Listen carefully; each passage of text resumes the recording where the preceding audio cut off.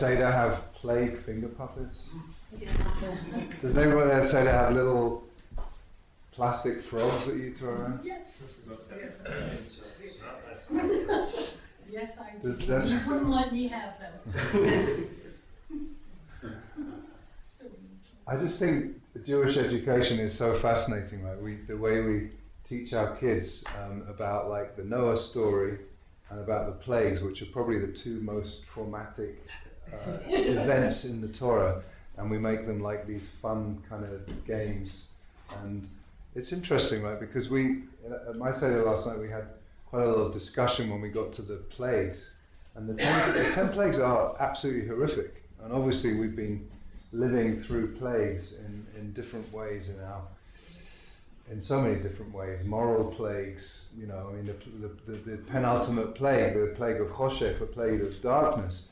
Many people talk about moral darkness. I mean, the Torah describes it as this darkness that's so thick that if you were standing up, you couldn't sit down. If you were sitting down, you couldn't stand up.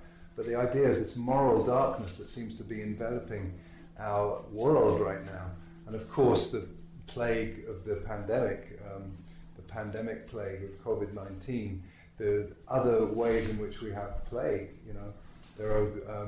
My mother was telling me that there's a huge plague. Is it South Africa? In South Africa, there's a huge plague of locusts right now, the most locusts that have ever been seen, and we see these plagues being played out.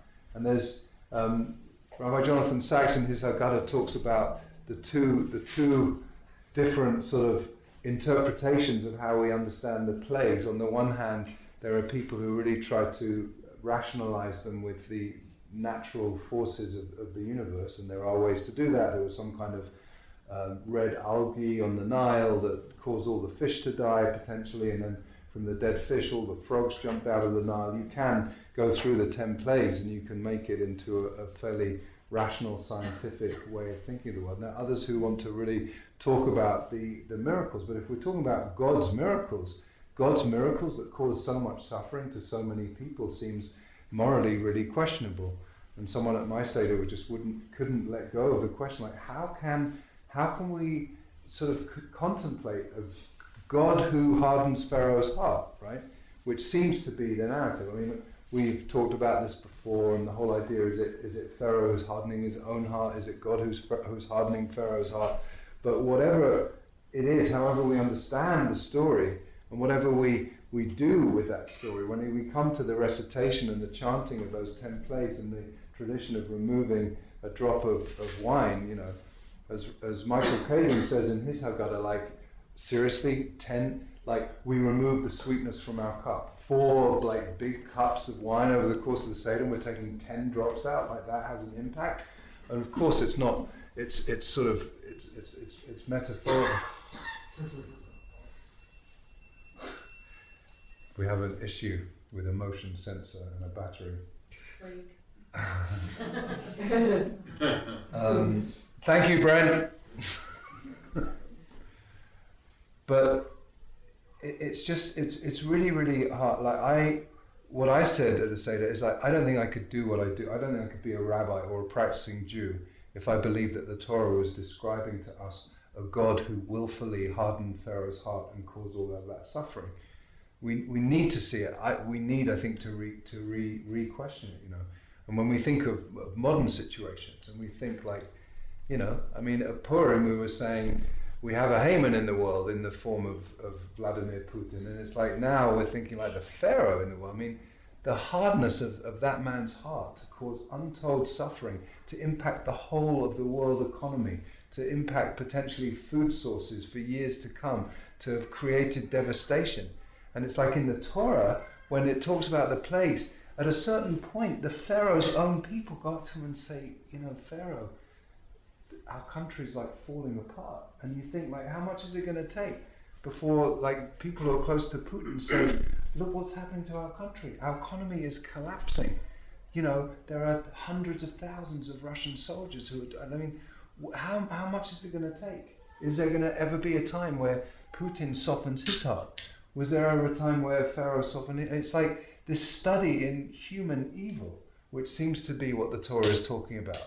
The Torah is not talking about a punishing God who wants to inflict pain and suffering on others. The Torah is talking about the abuse of power and the paranoia that comes with power, where you want to hold on to your power so much, right? And it's frightening, it's terrifying.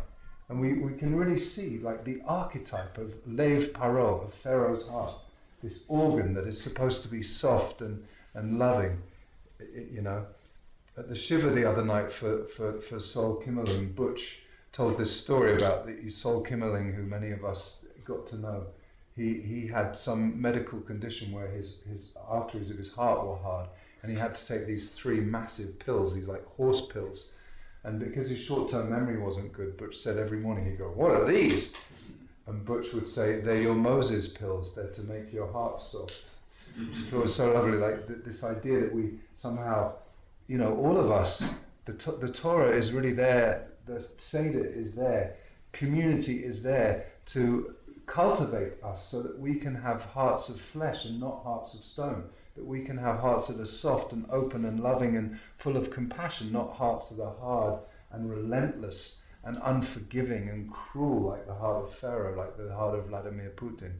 So I think that when we you know, we make finger puppets out of these plagues in order to really soften our own hearts to compassion. And that's really what the Midrash says. The angels, right, after the crossing of the Red Sea, where the Egyptians had drowned, the Midrash said the angels were like dancing, and God said, "What on earth are you doing?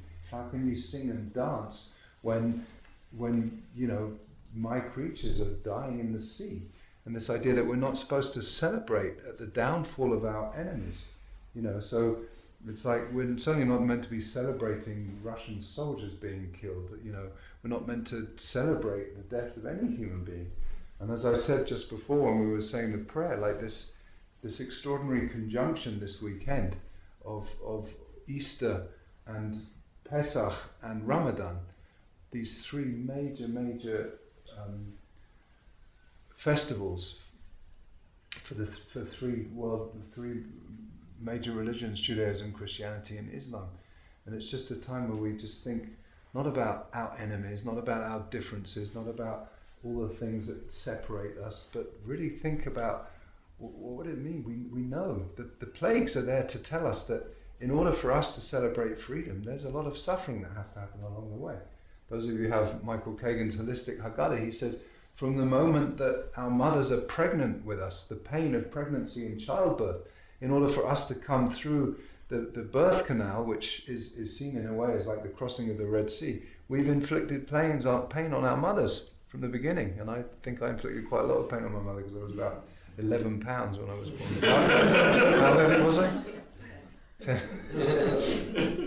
But this idea that in order for us to be free in the world, to experience our freedom, just to have the awareness and the sensitivity of how many people in the world are suffering, not necessarily as the cause of something that we've done, but that we have to have that moral sensitivity to know how much suffering and pain there is in the world. And the Haggadah is not there to sort of get us into some theological thinking that, yeah, God makes our enemies suffer. No, it's not that at all. It's like suffering happens. It's part of the human experience. As Rabbi Abraham Joshua Heschel said, the question is not where was God in Auschwitz, the question is where was humanity in Auschwitz, right?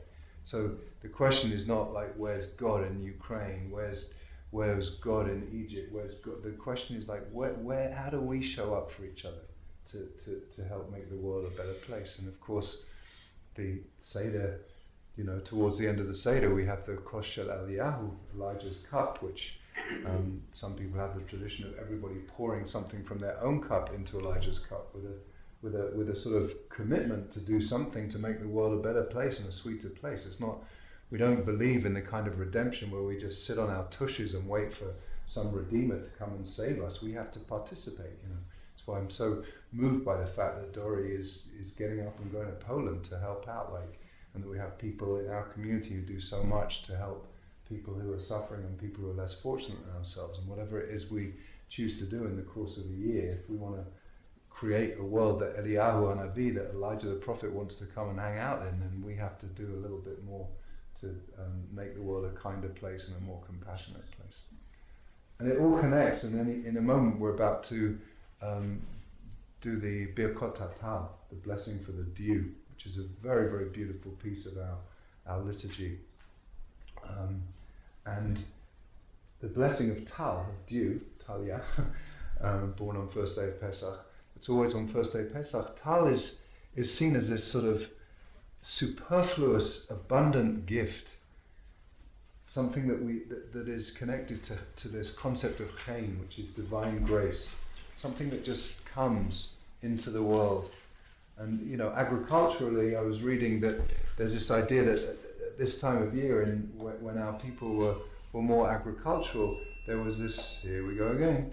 There was this this idea that the grain had been harvested and was being stored in the fields, and if it carried on raining through this season, it would rot, right? And so this idea that you don't want a rainy season, but you want enough dew to cause moisture for other crops to be able to still grow. I mean, I'm not a farmer, so I don't know the full impact of that. But like spiritually, dew is seen as very different to rain. It's just this sort of like gift of abundance, and it's connected to God's grace and God's compassion. So rather than thinking of a God who can harden Pharaoh's heart and cause plagues, we think of a God who can just, in this very graceful way, just bring dew into the world, and that we, as instruments as the hands and mouths of God, that we can bring that dew into the world too. So we're going to transition now into that, and it is traditional for the person leading these prayers to wear a kittel, because it's considered to be such a powerful prayer. So I'm going to